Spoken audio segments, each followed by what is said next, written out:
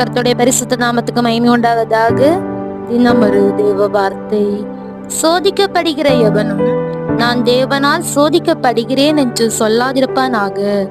தேவன் பொல்லாங்கினால் சோதிக்கப்படுகிறவர் அல்ல, ஒருவனையும் அவர் சோதிக்கிறவரும் அல்ல. யாக்கோபு 1:13. நாம் சில வேளைகளில் கஷ்டங்களினால் சோதிக்கப்படும் போது கர்த்தர் நம்மை சோதிக்கிறார் என்று நினைப்பதுண்டு. யோபுவின் சோதனை போல சில வேளைகளில் அனுமதி கொடுக்கலாம். அவர் அனுமதித்தால் இரட்டிப்பான பலன் உண்டாகும். நம்முடைய திராணிக்கு மேலாக சத்துருவால் நாம் சோதிக்கப்படுகிறதற்கு அவர் இடம் கொடுப்பதில்லை. ஆகையால் நம்முடைய சோதனைகளுக்கு காரணம் என்ன என்பதையும் ஆராய்ந்து பார்க்க வேண்டும். நம்முடைய வழிகளையும் சரிப்படுத்த வேண்டும் என்றும் கர்த்தர் விரும்புகிறார்.